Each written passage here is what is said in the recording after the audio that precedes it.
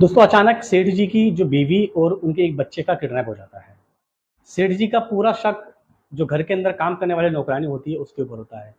बहुत सारी तफ्तीश होती है, पुलिस केस होता है क्योंकि सेठ जी एक अमीर आदमी थे और उनके बीवी और बच्चे का किडनैप हो जाता है। सेठ जी सारे के सारे पुलिस महकमों को इस काम के अंदर लगा देते हैं, लेकिन उनकी बीवी और बच्चों का कहीं पता नहीं लग पाता है। ये खबर मिलती है कि उनकी बीवी और बच्चों को मौत के घाट उतार दिया गया है। ये सुनकर सेठ जी बड़े ही उदास हो जाते हैं, बड़े ही गमगीन हो जाते हैं कि कातिलों का अभी तक पता नहीं लग पाया था। सारे का सारा पुलिस महकमा इसकी तफ्तीश कर रहा था, लेकिन उनको अभी तक इस केस के अंदर कोई भी कामयाबी नहीं मिल रही थी। सेठ जी का पूरा पूरा शक जो होता है वो घर के अंदर काम करने वाली नौकरानी पर जाता है। जब कहीं से कोई कातिल नहीं पकड़ में आता है तो सेठ जी पुलिस वालों को बोलकर इस नौकरानी को पकड़वा देते हैं।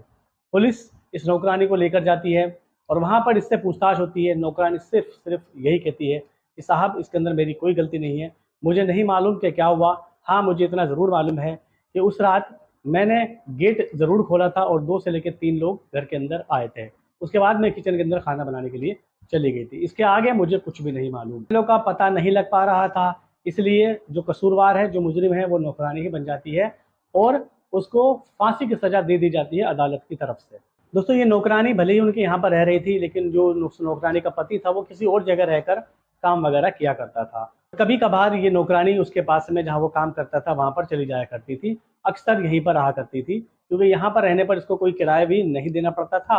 घर का काम वगैरह वो कर दिया करती थी। उसके पति से भी पूछताछ की जाती है। पति भी एकदम अनजान होता है, उसे भी इसके बारे में कुछ नहीं मालूम होता है, लेकिन उसको इतना यकीन जरूर था कि जो मेरी बीबी है वो बेकसूर है, वो बेगुनाह है। लेकिन अब अदालत की तरफ से उसको फांसी की सजा हो गई थी, तो वो क्या कर सकता था। उसको सजा हो जाती है। जिस दिन उसकी फांसी की सजा का दिन आता है उसके ठीक 2 दिन पहले जेलर साहब उसके पास जाते हैं, क्योंकि जेल में रहते रहते इस औरत का व्यवहार बहुत ही अच्छा था।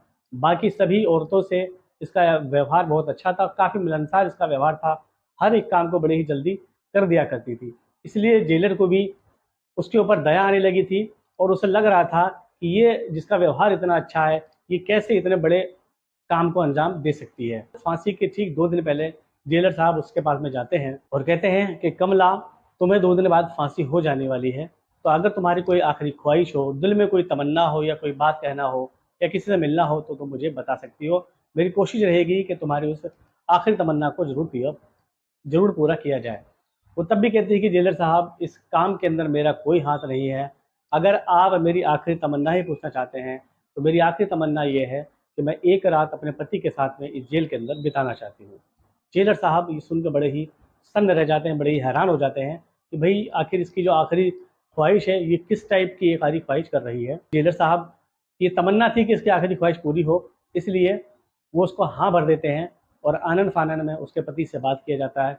उसके पति को वहाँ पर बुलाया जाता है और एक बैरक के अंदर खाली इसके पति को और इस औरत को वहाँ पर छोड़ दिया जाता है। कहीं ये औरत कोई गलत कदम ना उठा ले, इसलिए उस बैरक के बाहर सिक्योरिटी गार्ड यानी 2 पुलिस वाले भी वहाँ पर लगा दिए जाते हैं।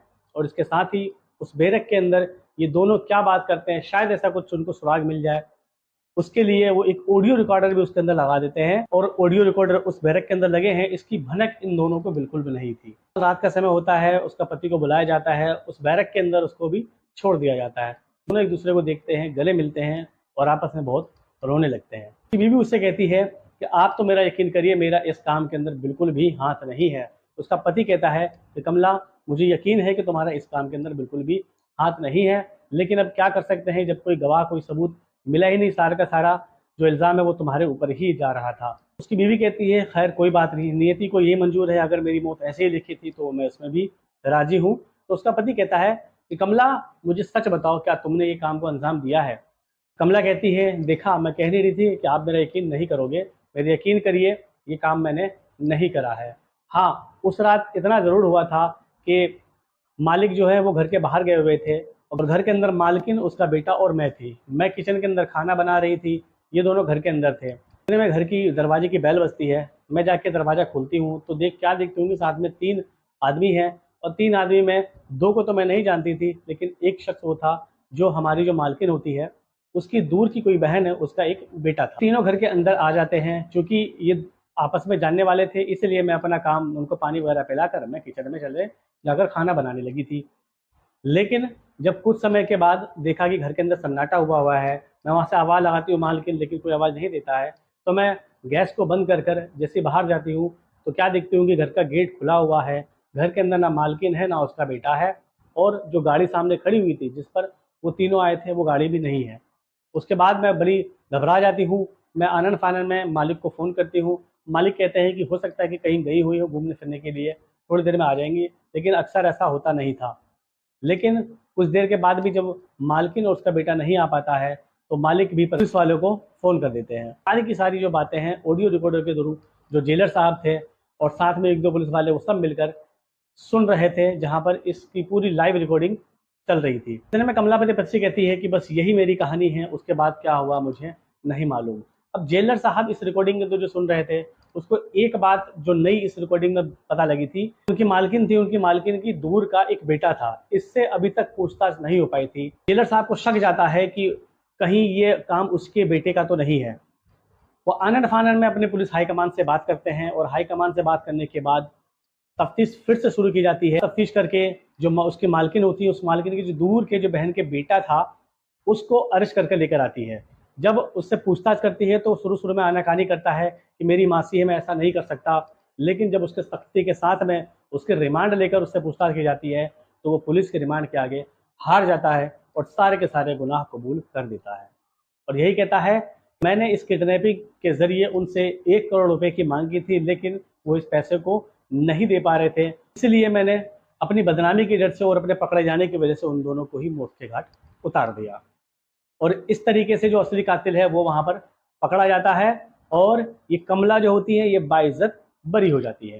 दोस्तों, मुजरिम कितना ही बड़ा शातिर क्यों ना हो, कितना ही बड़ा चालाक क्यों ना हो, लेकिन एक ना एक दिन पकड़ा ही जाता है। अगर ये वीडियो ज़रा भी आपको अच्छी लगी हो तो गुजारिश आपसे कि आप लोग जाते-जाते इस चैनल को ज़रूर सब्सक्राइब करते हुए